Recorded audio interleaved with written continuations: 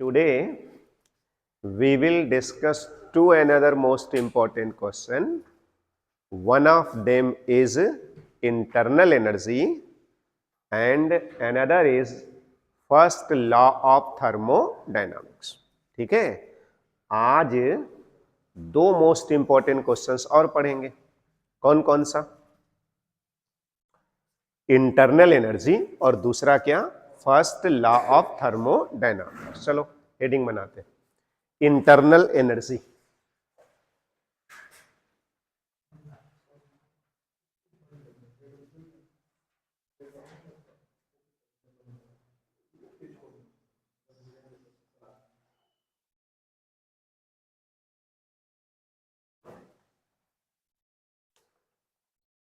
ठीक है, कौन सी टॉपिक? Internal energy. चलें यू से दिखलाते हैं. इंटरनल एनर्जी को किससे दिखलाते हैं? यू से. ठीक, सुनो सब लोग. अब फिर से थर्मोडायनामिक्स की शुरुआत. According to thermodynamics, universe is equal to system plus boundary plus surrounding. Thermodynamic system मतलब a system whose state can be expressed in terms of P, V and T.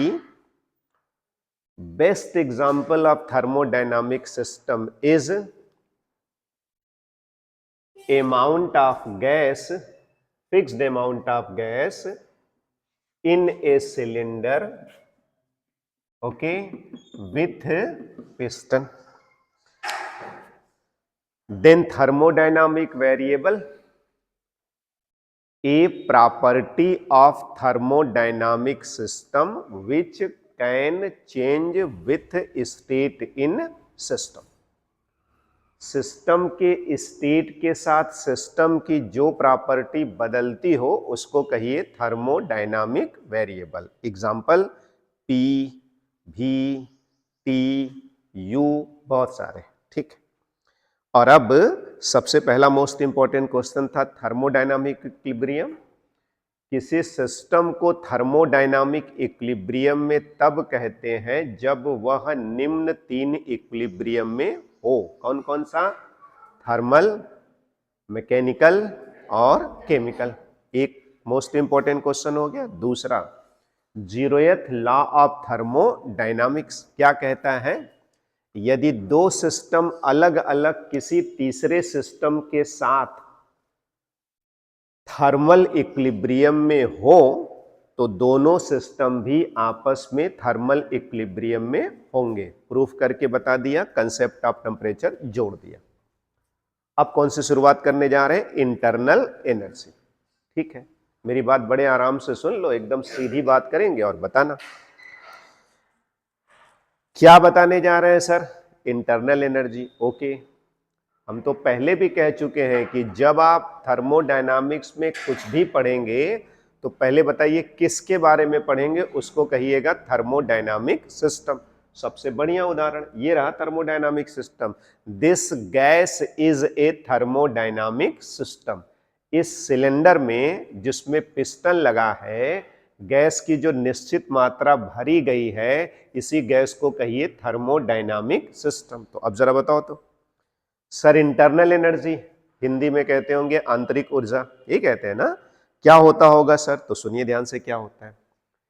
किसी सिस्टम की इंटरनल एनर्जी का मतलब होता है वह system जिस भी पार्टिकल से मिलकर बनता है, प्रत्येक पार्टिकल की जो एनर्जी होगी सबको जोड़ दीजिए और कह दीजिए वो सिस्टम की कौन सी एनर्जी हो गई? Internal energy.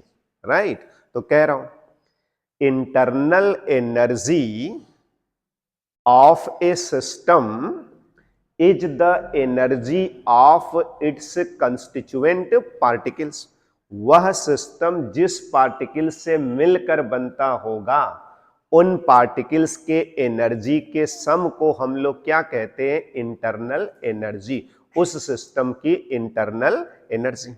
मेरी बात समझ में आ गई? लिखो.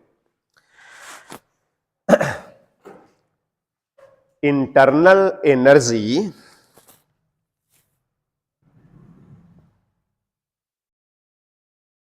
Of A system, internal energy of A system is the energy, internal energy of a system is the energy of its constituent.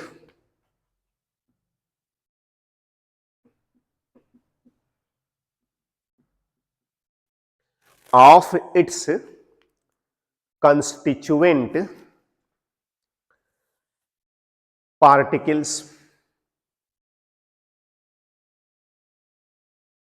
ठीक है, अब ब्रैकेट में लिख दो तो जरा बताओ जरा, ये है ना सिस्टम, थर्मोडायनामिक सिस्टम, नहीं तो सिस्टम भी कह दीजिए सर। किस पार्टिकल से मिलकर बना हुआ है सर? मॉलिक्यूल से। तो पार्टिकल कौन हो गया? मॉलिक्यूल्स। जैसे NaCl का एक छोटा सा टुकड़ा ले लीजिए, तो किससे मिलकर बना? आयन से, Na+ और Cl-। या फिर कोई एटम से, जैसे आयरन है तो चलो आयरन एटम से बना। तो पार्टिकल के रूप में कौन कौन हो सकता है? मॉलिक्यूल्स हो सकता है, आयन्स हो सकता है, एटम्स हो सकता है, यही ना होगा? तो ब्रैकेट में लिख दो मॉलिक्यूल्स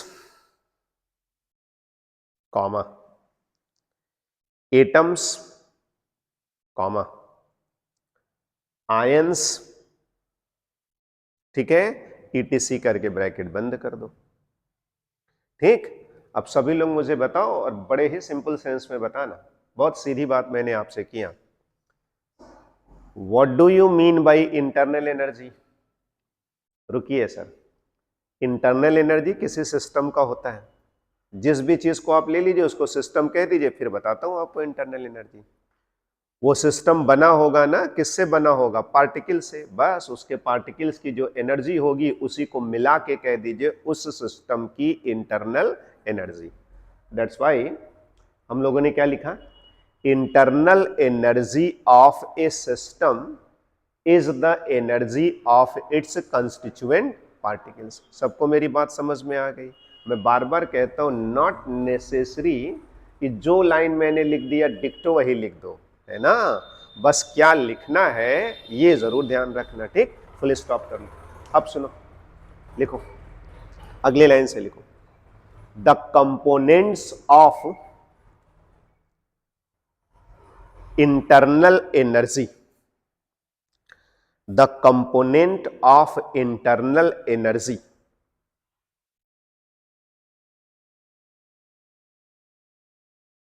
आर, ARER। सी, पहले देखो फिर कहूंगा लिख देना।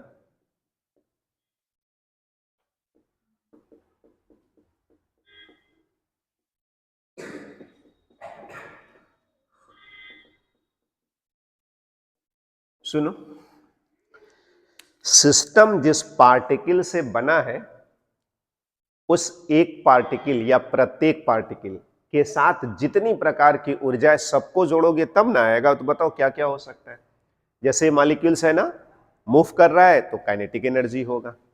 ये मॉलिक्यूल्स के बीच में फोर्स लग रहा होगा या बाहर से फोर्स लग रहा होगा तो इसकी पोटेंशियल एनर्जी होगी। मॉलिक्यूल्स रोटेट करेगा तो रोटेशनल एनर्जी होगी। मॉलिक्यूल्स वाइब्रेट करेगा तो वाइब्रेशनल एनर्जी होगी। ऐसे और कोई एनर्जी होगी तो सबको जोड़ लीजिएगा। लिखो U इज इक्वल टू, कैसे लिखा मैंने जी? UKE plus UPE plus URE plus UVE। अब प्लस डैश डैश डैश कर दो। ओके, ठीक है। अब चाहो तो इस पूरे को घेर लो, अब वरना ऐसे भी छोड़ दोगे तो कोई दिक्कत नहीं है। ठीक है सर, अब बताओ, U for internal energy, you के मतलब तो काइनेटिक एनर्जी, यू मतलब इंटरनल एनर्जी, इंटरनल एनर्जी का काइनेटिक एनर्जी वाला पार्ट, यही मतलब हुआ ना। लिखो वेयर यू के ई बराबर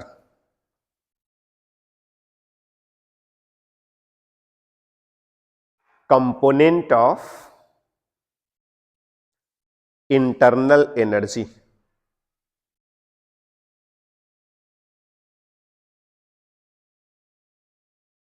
ड्यू टू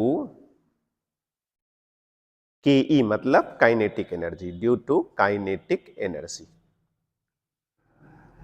अच्छा, हम चाहते तो ऐसे भी लिख देते सर, यू के ई का मतलब काइनेटिक एनर्जी वाला पार्ट, यू पी का। चलो बाकी आप कंटिन्यू करो। यू पी ई बराबर, सोच के लिखो, U R E is equal to, सोच के लिख लो, आर फॉर रोटेशनल एनर्जी, है ना, component of internal energy due to potential energy, है ना। सिमिलरली आर ई मतलब रोटेशनल एनर्जी, वी मतलब वाइब्रेशनल एनर्जी।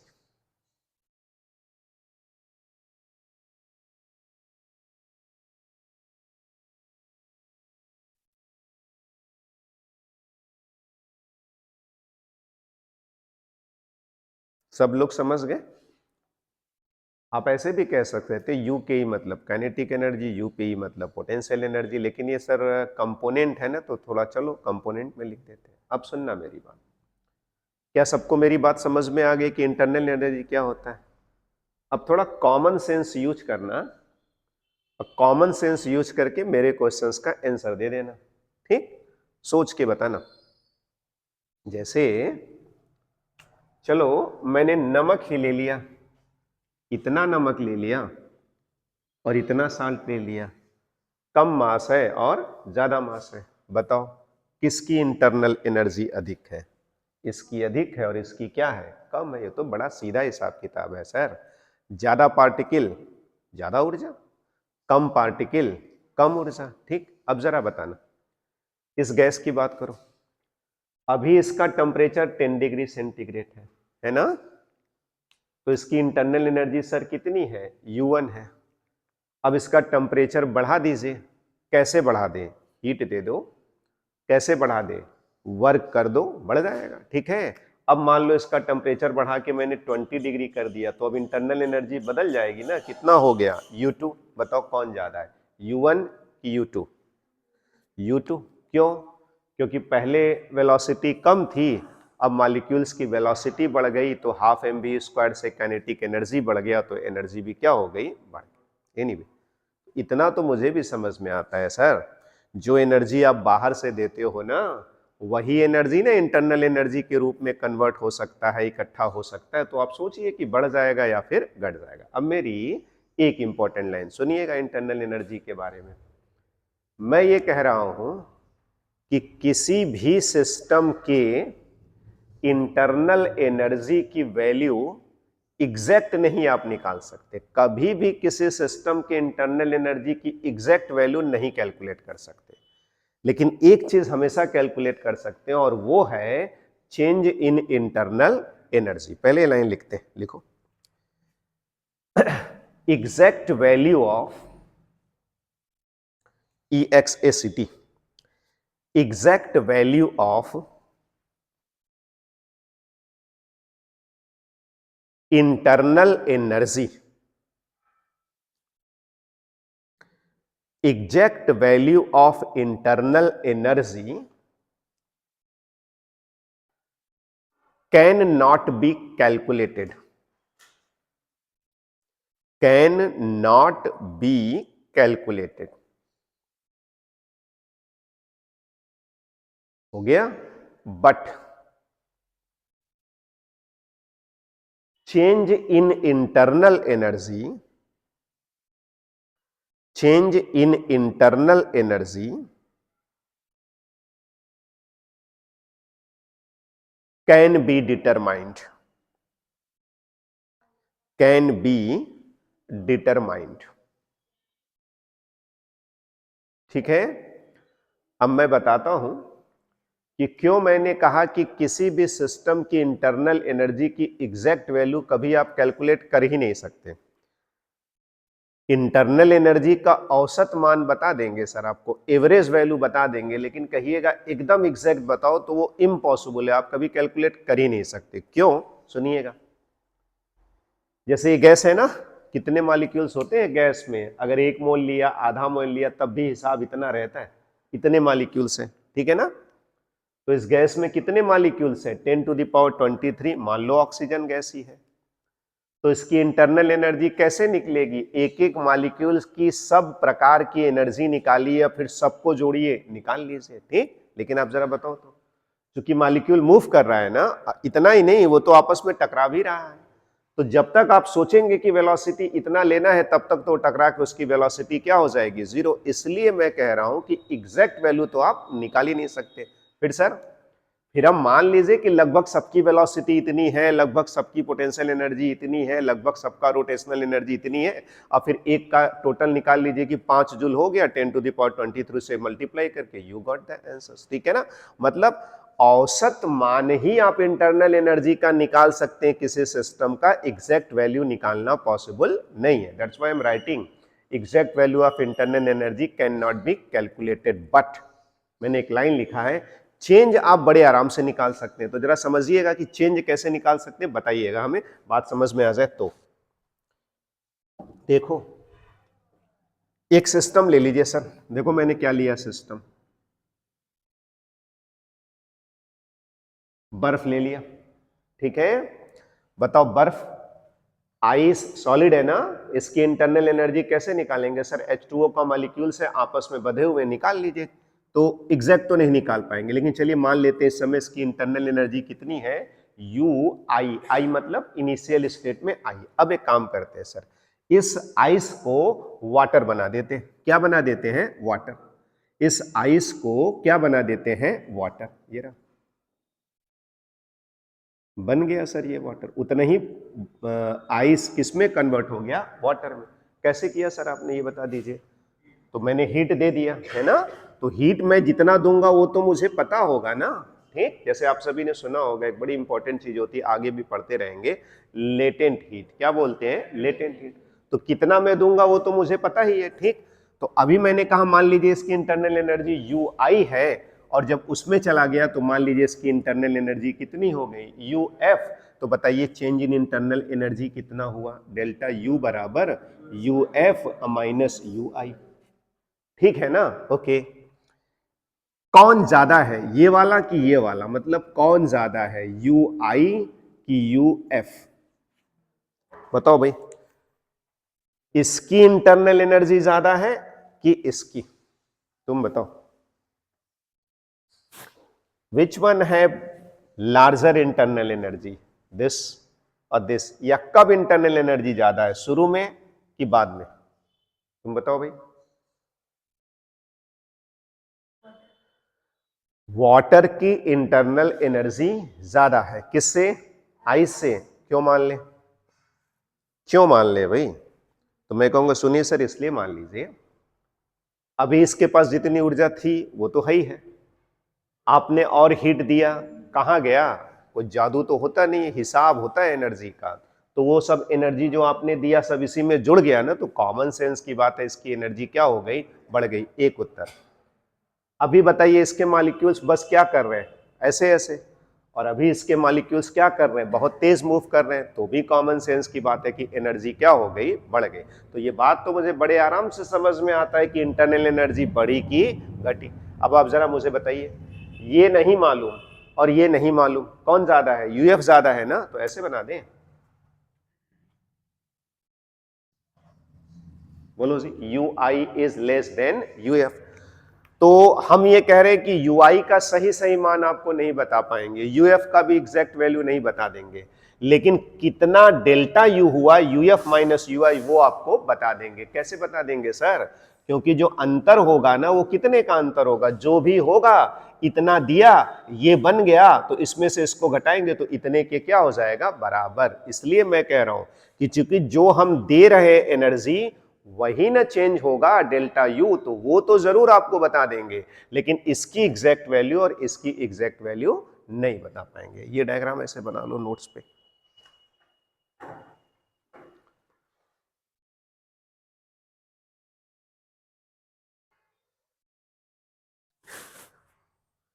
क्यों? सबको ये बात समझ में आ गई ना कि चेंज क्यों बता सकते हैं जी? सर इसलिए बता सकते हैं कि चेंज जो आप कर रहे हैं ना वो आप खुद ही कर रहे हैं, कितनी एनर्जी दे रहे हो वो तो आपको पता ही है, बड़े आराम से आप डेल्टा यू बता सकते हैं। लेकिन यू आई की एग्जैक्ट वैल्यू और यू एफ की एग्जैक्ट वैल्यू नहीं बता सकते।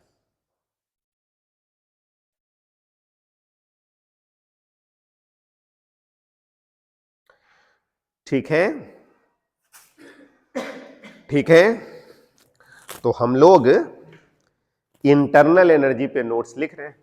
क्यों? क्या क्या पॉइंट्स लिख दिया? सबसे पहले क्या लिख दिया कि किसी सिस्टम की इंटरनल एनर्जी उसके कंस्टिट्यूएंट पार्टिकल्स की एनर्जी को मिलाकर कहा जाता है। ठीक है, अब इंटरनल एनर्जी में बहुत सारी एनर्जी हो सकती है, kinetic energy, potential energy, rotational energy, vibrational energy. Okay, और एक बड़ी इंपॉर्टेंट बात जानने को मिली कि किसी भी सिस्टम की इंटरनल एनर्जी का एग्जैक्ट वैल्यू कैलकुलेट कर पाना इम्पॉसिबल है, बट जब सिस्टम के स्टेट में चेंज होगा तो चेंज इन इंटरनल एनर्जी बड़े आसानी से कैलकुलेट किया जा सकता है। क्यों? क्योंकि चेंज करने के लिए जो एनर्जी देते हैं वही चेंज इन इंटरनल एनर्जी के बराबर होता है। तो चूंकि आपने कितना दिया वो आपको तो पता ही रहता है, इसलिए मैंने कहा कि change in internal energy can be calculated but exact value of internal energy can not be calculated. Okay, अब एक बड़ी इंपॉर्टेंट बात होती है, पहले सुन लो। वो इंपॉर्टेंट बात ये होती है कि जब कोई सिस्टम एक स्टेट से दूसरे स्टेट में जाता है तो इसको थर्मोडायनामिक्स में कहा जाता है थर्मोडायनामिक प्रोसेस। क्या कहा जाता है? Thermodynamic process. अभी पढ़ेंगे आइसोथर्मल प्रोसेस, एडियाबेटिक प्रोसेस, बहुत सारे प्रोसेस पढ़ेंगे। ओके, जब कोई सिस्टम एक स्टेट से दूसरे स्टेट में जाता है तो इसको कहते हैं thermodynamic process.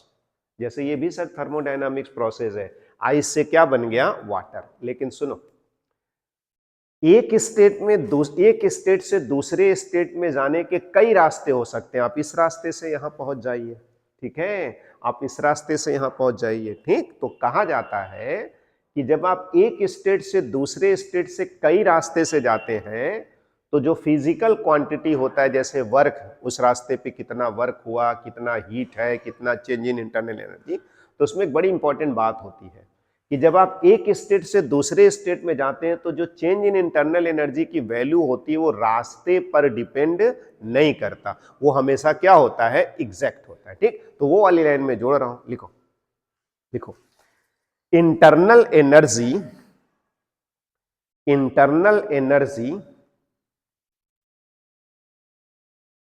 does not depends on path। Internal energy path पे डिपेंड नहीं करता। तो आप इंटरनल एनर्जी मत कहो, ऐसे कहो चेंज इन इंटरनल एनर्जी बढ़ाओ। Change in internal energy does not depends on path, that is इसका यह मतलब होता है कि इंटरनल एनर्जी रास्ते पर निर्भर नहीं करता। चेंज इन इंटरनल एनर्जी रास्ते पर निर्भर नहीं करता, अर्थात इंटरनल एनर्जी किसका फंक्शन होता है? तो पाथ का नहीं बल्कि किसका? स्टेट का। लिखो, that is internal energy is state function, STATE, state function. Internal energy is state function, याद रखना सब लोग, internal energy is state function. Now you ask me कि सर वर्क स्टेट फंक्शन होता है? नहीं, वर्क स्टेट फंक्शन नहीं होता, वो रास्ते पर डिपेंड करता है। हीट स्टेट फंक्शन होता है? नहीं, वो भी स्टेट फंक्शन नहीं होता। इस तरीके की चीजें है। ठीक है, तो मैंने क्या लिखा कि इंटरनल एनर्जी क्या होता है? स्टेट फंक्शन, वो रास्ते पर डिपेंड नहीं करता। मतलब सर, मतलब सुनिए, आप कितना बर्फ लिए हुए हैं? 1 ग्राम, ठीक है, तो 1 ग्राम बर्फ को पानी बनाना है तो आपको कुछ नहीं करना है, जो बॉन्ड्स है ना उसको बीच से तोड़ देना है, 2 मॉलिक्यूल्स के बीच में हो, अब क्या बन जाएगा? पानी। तो बताओ कितना कैलोरी लगेगा तोड़ने में? 80 कैलोरी। वो कहते हैं बर्फ के मेल्टिंग की जो लेटेंट हीट होती है वो कितना होता है? 80 कैलोरी। अब सुनो, इस बर्फ को आप 80 कैलोरी दे दो, पूरा का पूरा बर्फ किस में बदल जाएगा? पानी में। अब वो आप चाहे जैसे दे दो, आप बर्फ को ऐसे रब करो तो मैं वर्क करके पूरा 80 कैलोरी दे दूंगा, पूरा किस में कन्वर्ट हो जाएगा? पानी में। मत रब करो, आप नीचे से हीट दो, 80 कैलोरी कर दो, किस में चला जाएगा? पानी में। आप थोड़ा रब कर दो और थोड़ा हीट दे दो, तब भी जब 80 पूरा हुआ तो किस में कन्वर्ट हो जाएगा? पानी में। मतलब इतने को इतने में कन्वर्ट होने के लिए बस 80 कैलोरी चाहिए। आप चाहे जिस रास्ते से आप दे दो, चाहे जिस विधि से दे दो, उससे मतलब नहीं है। लेकिन वर्क डन रास्ते पे निर्भर करता है। उसका एक बेस्ट एग्जांपल जो मैंने कल आपको समझा रहा था, जैसे बताइए आई से कहां जाना है? एफ में। कई रास्ते हो सकते हैं सर, पहले ऐसे जाइए फिर ऐसे आइए, तो ऐसे से ऐसे और ऐसे से ऐसे जाएंगे तो बताइए कुल कितना वर्क करना पड़ा? इस क्षेत्रफल के बराबर। और कहीं आप ऐसे चले जाइए तो पहले से कम कार्य करना पड़ेगा, है कि नहीं? तो इसीलिए कहते हैं वर्क डन किस पे डिपेंड करता है? पाथ पे। बट आप जानते रहिए कि इंटरनल एनर्जी पाथ पे डिपेंड नहीं करता। वो क्या फंक्शन, किसका फंक्शन होता है? स्टेट का। चलिए, तो मैंने इंटरनल एनर्जी पे अपनी बात कह दी। क्या कहा? 1 मिनट में पूरी बात, फिर अगले क्वेश्चंस पे। Internal energy is the energy of its constituent particle. नहीं सर, किसी सिस्टम की इंटरनल एनर्जी उस सिस्टम के कंस्टिट्यूएंट पार्टिकल की एनर्जी के योग को या सम को कहा जाता है। बाकी U बराबर यू के यू पे ये सब आप लिख ही दीजिएगा और बता दीजिएगा कि एग्जैक्ट वैल्यू कैलकुलेट नहीं कर सकते, पर change in internal energy calculate कर सकते हैं। और अंत में लिख दीजिएगा कि स्टेट फंक्शन होता है, पाथ पे डिपेंड नहीं करता है। चलिए, अब सबसे बढ़िया और मोस्ट इंपॉर्टेंट क्वेश्चन, जिसको कहते हैं first law of thermodynamics. Heading first law of thermodynamics.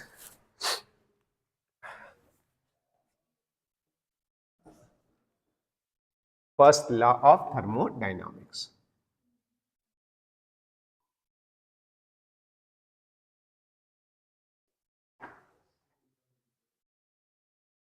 Most important.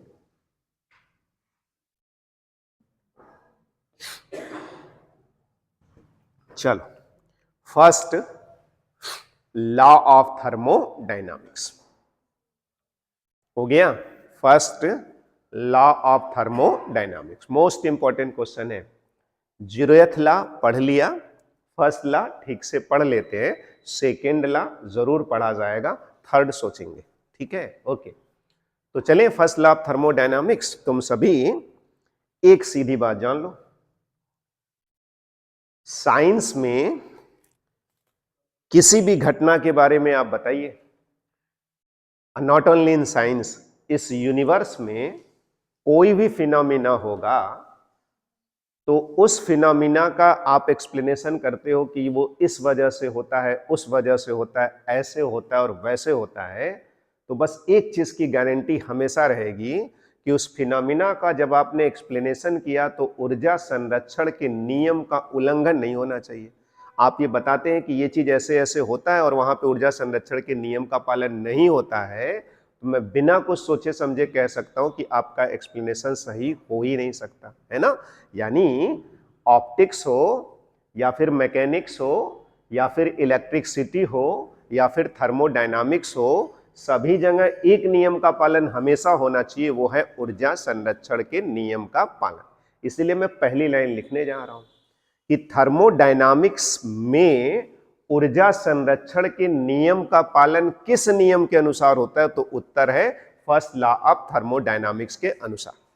इसीलिए कहा जाता है कि थर्मोडायनामिक्स का पहला नियम कायदे में ऊर्जा संरक्षण का ही नियम है। तो मैं यही लाइन लिखने जा रहा हूं, लिखो। First law of thermodynamics, first law of thermodynamics is based, BASED, आधारित कह रहा हूं मैं, ठीक है। First law of thermodynamics is based on, बताओ किस पर आधारित है? थर्मोडायनामिक्स का पहला नियम बेस्ड ऑन, लिखो, conservation of energy.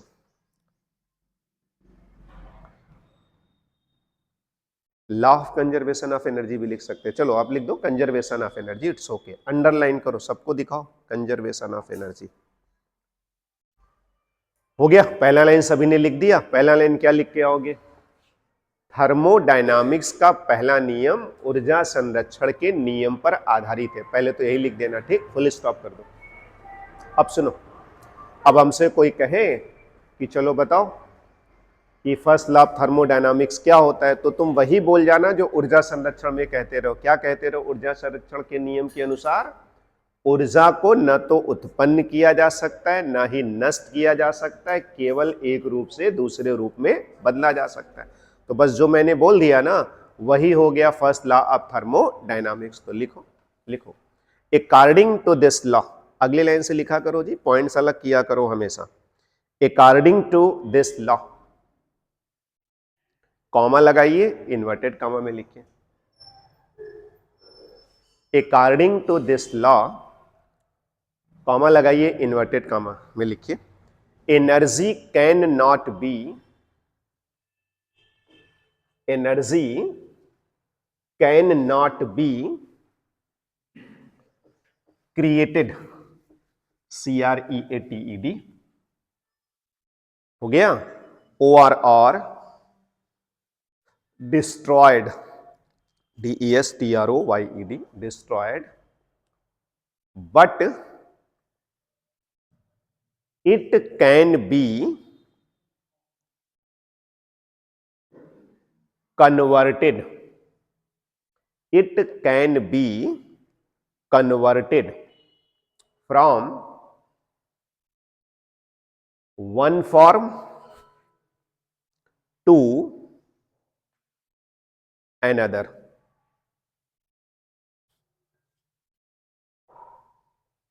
Inverted comma बंद कर दो। चलो आपसे कोई पूछे थर्मोडायनामिक्स के पहले नियम से आप क्या समझते हैं, तो आप क्या लिख के आओगे? पहले कि this law is based on law of conservation of energy. According to this law, energy cannot be created or destroyed, but it can be converted from one form to another form। चलो ठीक है, full stop कर लिया। अब अगली line लिखो। इन mathematical form, पहले नियम को मैथमेटिकली कैसे लिखते हैं? इन मैथमेटिकल फॉर्म,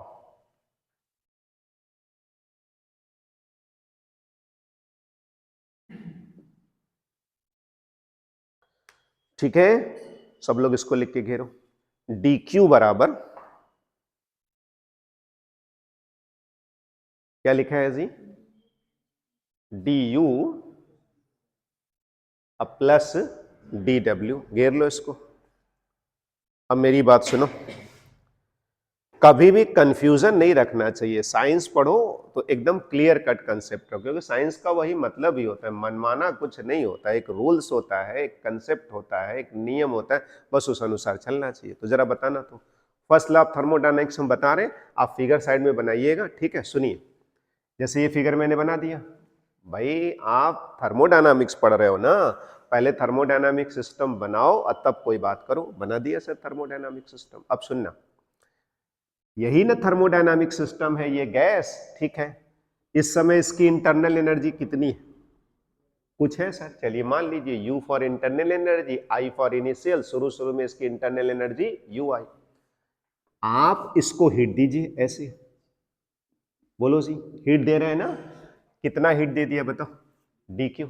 अब जरा सोच के बताना, तो ये जो मैं हीट दूंगा, तो यही ना सिस्टम है गैस, और सिस्टम के मॉलिक्यूल्स हैं, ठीक? तो इस हीट से जो मैं dq दे रहा हूं, क्या क्या हो रहा है जरा बताइए? तो मॉलिक्यूल पिस्टन को ऊपर ले जा रहा है, यानी कुछ वर्क कर रहा है। कितना वर्क किया? मान लो dw। और दूसरा, मॉलिक्यूल्स की एनर्जी भी क्या हो गई? बढ़ गई। तो इंटरनल एनर्जी भी सिस्टम का क्या हो गया? बढ़ गया। मान लीजिए कितना चेंज इंटरनल एनर्जी में हो गया? du। तो आप मुझे बताना, क्या ये एनर्जी का हिसाब किताब नहीं है? बताइए, एकदम सीधा हिसाब नहीं है। कितना दिया? dq। किसमें खर्च हुआ? du, और किसमें? dw। तो जो खर्च हुआ और जितना लगाया, दोनों को बराबर कर दिया। एनर्जी का हिसाब ही है ना, ये कंजर्वेशन ऑफ एनर्जी ही है ना, यही है फर्स्ट लॉ ऑफ थर्मोडायनामिक्स। वो साइड में फिगर बनाओ, फट से बनाओ, बस इतना।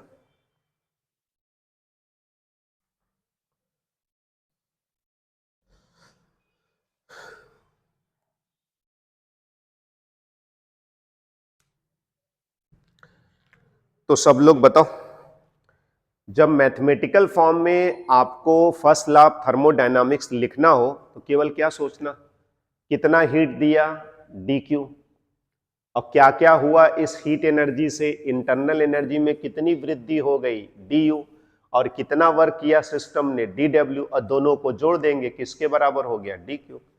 देखो एक बात हमेशा ध्यान रखा करो, फॉर्मूला रटने वाली स्टाइल में मत जाओ। आप कहो ना सीधा सीधा सर दिया कितना डी क्यू, वो चित्र मुझे दिख रहा है ना, और किसमें ये डी क्यू खर्च हो गया, कुछ डी यू में और कुछ किसमें डी डब्ल्यू पे, कैलकुलेशन हो गया sir D Q is equal to D U plus D W. अब आपको ऐसे लिखना हो ऐसे लिख सकते हैं, डी यू बराबर डी क्यू और माइनस कितना डी डब्ल्यू। आपको लिखना हो तो आप डी डब्ल्यू की जगह पी डी भी लिख दीजिएगा, लेकिन पहले वही लाइन लिखना चाहिए जो एकदम क्लियर कट और सीधी हो। घेर लिया, वेयर, नीचे लिखो वेयर, चलो डी क्यू बराबर बताते, बताना सही बोल रहा हूं मैं। डी क्यू क्या है सर, सुनिए, amount of heat given to the system, है ना एकदम स्पष्ट बात, लिखो डी क्यू बराबर amount of heat given to the system. एकदम सही बात है ना, सिस्टम को दी गई उष्मा, सही है ना, ठीक है। चलिए सर डी क्यू लिख दिया आपने, लिख लिया ना, अब इसकी बारी, चलो पहले डी डब्ल्यू ही लिख देते हैं। डी डब्ल्यू बराबर एक काम करते हैं, जरा बताना, बताना, पता तो है ना, तो यही लिख दीजिए सर, डी डब्ल्यू बराबर ये भी होता है ना, चलो डी डब्ल्यू बराबर पी डी भी, ये मैं जानता हूं सर पहले से, लिखो डी डब्ल्यू बराबर पी डी भी बराबर, डी डब्ल्यू को क्या कहते हैं, work done by the system, लिखो work done by the system.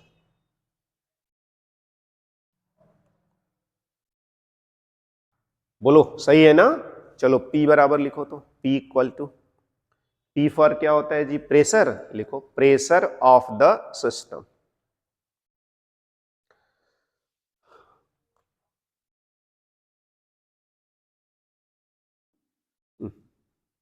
जरा ये देख लो, ऐसे तो बहुत सीधी बात है, फिर भी देख के लिख दो, बताओ डी भी मतलब डेल्टा भी, डेल्टा भी मतलब V F minus V I, बराबर लिखो change in volume of the system.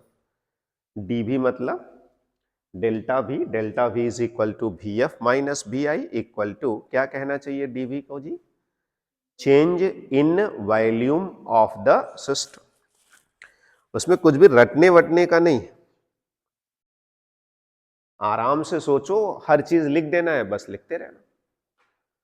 और क्या बच गया सर, ये दोनों हो गया बात पूरी, हाँ वैसे मालूम है मुझे कि वी आई मतलब इनिशियल वॉल्यूम, वी एफ मतलब फाइनल वॉल्यूम, लिखो V I initial volume of the system, V F final volume of the system. कलम बड़े आराम से चलती है सर, जो देख रहे हैं वो आराम से लिखते चलेंगे।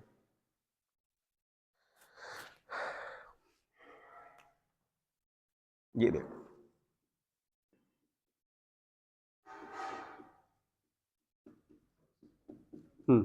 डी यू बराबर डेल्टा यू बराबर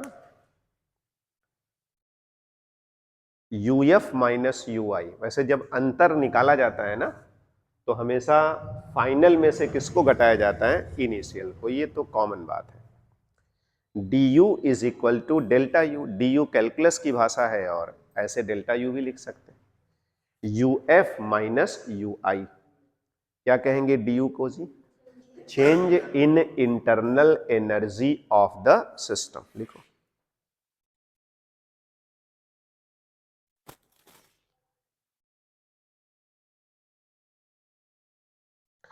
वैसे आप सभी इस बात को बहुत अच्छे से जानते रहिएगा, मैं अक्सर कहता रहता हूं, फिर कहता हूं, परिवर्तन मतलब होता है बढ़ना भी और परिवर्तन मतलब होता है घटना भी।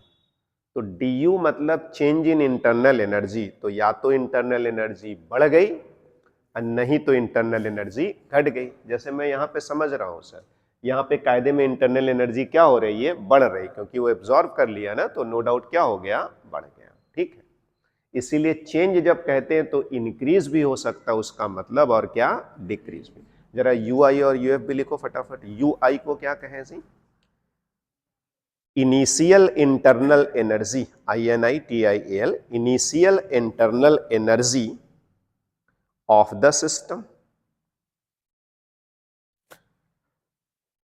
UF मतलब final internal energy of the system.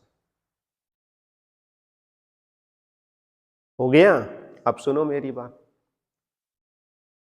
We are writing notes on first law of thermodynamics। तो सबसे पहले क्या लिख गया? This law is based on conservation of energy। अब फिर क्या लिख दिया?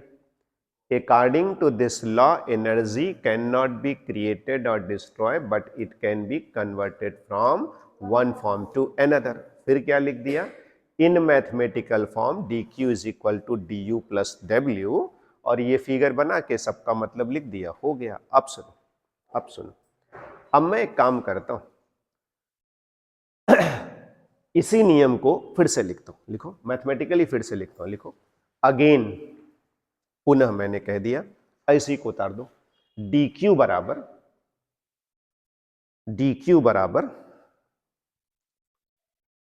du अब प्लस dw।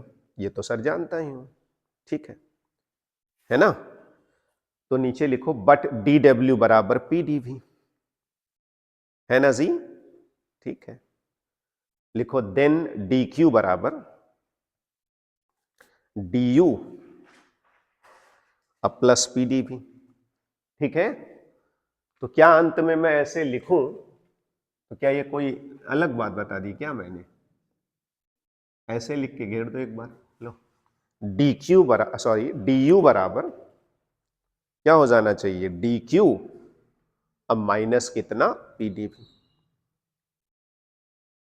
घेर दो इसको। हम लोग इस रूप में भी देखते रहे फर्स्ट लॉ को, है ना? लेकिन इसको लिख के कंफ्यूज मत हो। आप हमेशा जब कोई कहे फर्स्ट लॉ तो आप बोलो ठीक है सर, dq दिया, dq बराबर du प्लस dw। यही होगा, ये जितना दिया, दो चीज में खर्च हुआ, हिसाब लगा दिया, बन गया। नहीं, ठीक। अब नीचे लिखो 10। अब जरा देखना, तो मैं फर्स्ट लॉ ऑफ थर्मोडायनामिक्स पुनः बोल रहा हूं। एक तो ऊर्जा संरक्षण के हिसाब से बोल दिया, सीधा सीधा ऊर्जा न उत्पन्न हो सकती है न नष्ट। अब कैसे बोल रहा हूं, ध्यान से सुनना। थर्मोडायनामिक्स के पहले नियम के अनुसार किसी सिस्टम को दी गई उष्मा, ठीक है ना जी, dq, उस सिस्टम की आंतरिक ऊर्जा में होने वाली वृद्धि du तथा उस सिस्टम के द्वारा किया गया कार्य dw के योग के क्या होता है? बराबर होता है। फिर लिख दिया। ठीक है, एक बार सुनो फिर से। According to this law, amount of heat given to the system is equal to sum of change in internal energy of the system and work done by the system। कुछ किया थोड़ी नहीं, जो लिखा था मैथमेटिकली उसी को शब्दों में उतार दिया। देखो देखो 10, according to this law, comma लगाओ इन्वर्टेड कॉमा में, according to this law, comma लगाओ इन्वर्टेड कॉमा में। चलें? The amount of heat, the amount of heat, see, the amount of heat given to the system। जब हम system कह देते हैं तो हो गया थर्मोडायनामिक सिस्टम, है ना? The amount of heat given to the system, यही ना, इज इक्वल टू, लिखो, इज इक्वल टू, किसके बराबर है जी? Is equal to sum of, किसका sum? Is equal to sum of change in internal energy of the system change in internal energy of the system and work done by the system.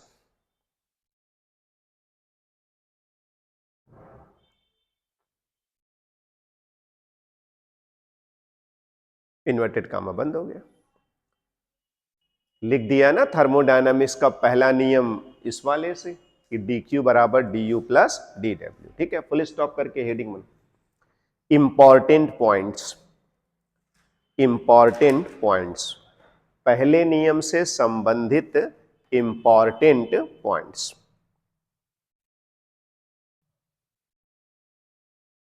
ठीक, okay,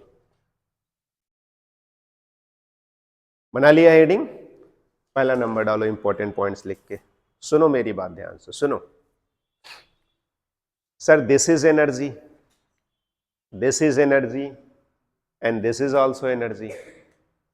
ऊर्जा के कई रूप होते हैं, heat energy, light energy, radiation energy, सब ऊर्जा है। ठीक, अच्छा, ऊर्जा के कई मात्रक भी होते हैं, कई यूनिट भी होते हैं, जैसे जूल, ठीक है, जैसे कैलोरी, जैसे इलेक्ट्रॉन वोल्ट होता है ना। ओके, वैसे हीट की यूनिट अक्सर लोग कैलोरी लेते हैं, अब वर्क की यूनिट अक्सर लोग जूल लेते हैं, ऊर्जा की भी यूनिट अगर है तो लगभग लोग जूल लेते हैं। तो एक बात सुनिए, पहला बिंदु जो पहले नियम के बारे में है वो ये है कि जब आप पहले नियम का उपयोग करिएगा किसी समस्या को हल करते समय या किसी समस्या में जब पहला नियम लगाइएगा, तो पहला नियम को लगाने से पहले एक चीज हमेशा निश्चित करिएगा कि ये तीनों एनर्जी है ना, अब इसकी यूनिट क्या है, कैलोरी, और इसकी यूनिट क्या है, जूल। नहीं, ऐसे नहीं चलता, या तो सबको कैलोरी में ले लीजिएगा या फिर सबको क्या ले लीजिएगा, जूल में। तो पहला पॉइंट ये लिखने जा रहा हूं, लिखो dq कॉमा du कॉमा, नहीं हो गया du, dq comma du and dw should have same unit, SAME, same unit. ठीक, किसी एक यूनिट में लिखिएगा, लिखिए either same unit, either EITHER, either CAL लिख दो, कैलोरी उसका मतलब हो गया CAL, ठीक है, OR जूल, JOULE। ठीक है, अब मुझे मालूम है जूल और कैलोरी में क्या संबंध होता है, ये मुझे पता है और वो सब जानता है। लिख दो, लिख के घेर दो।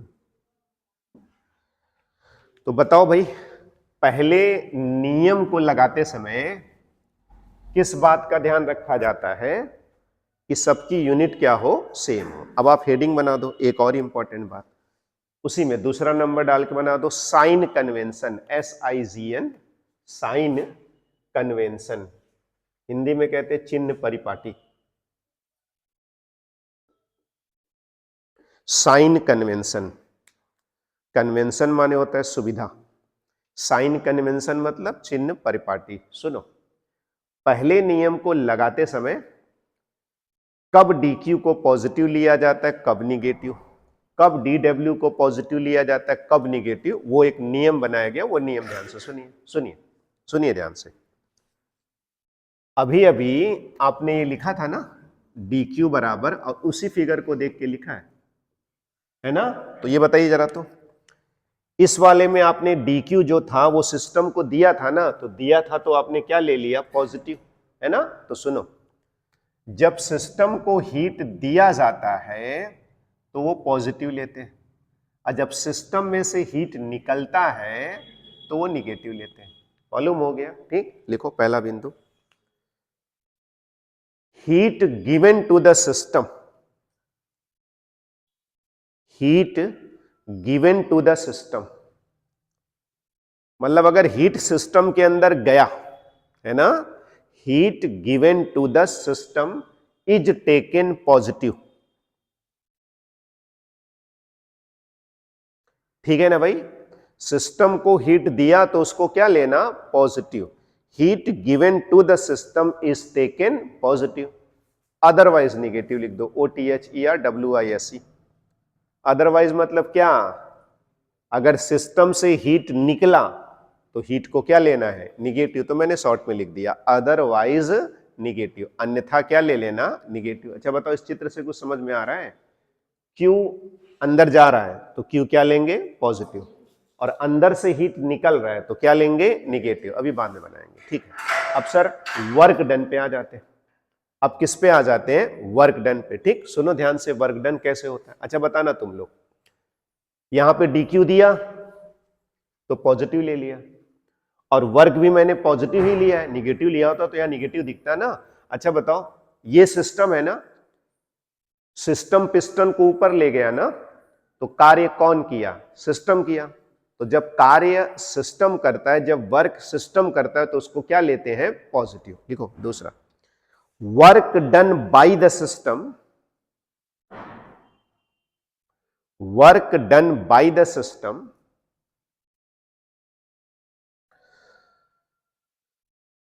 is taken positive, is taken positive. Work done by the system is taken positive, otherwise negative। और ये अपनी पॉजिटिव निगेटिव वाली बात के लिए ये चित्र बना लीजिए, जैसे मैंने बना, देखना बताना। सिस्टम पिस्टन को ढकेलेगा ना, तब ना कहोगे कि सिस्टम ने वर्क किया। तो इसको मैं ऐसे बना देता हूं भाई, बताना सब लोग। तो ये क्या हो जाएगा, और अगर बाहर से ये अंदर आ गया तब ये क्या कहना, निगेटिव। चलो बस ये बना दो।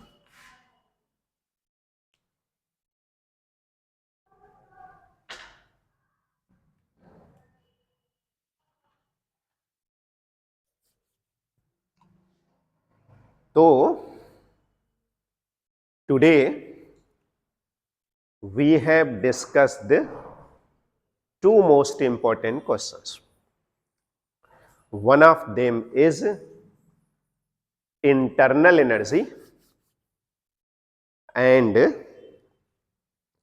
another is first law of thermodynamics. तो थर्मोडायनामिक्स में अभी तक 4 मोस्ट इंपॉर्टेंट क्वेश्चन प्रिपेयर कर लिया, ठीक है। कौन कौन सा, thermodynamic equilibrium, zeroth law, internal energy and first law of thermodynamics.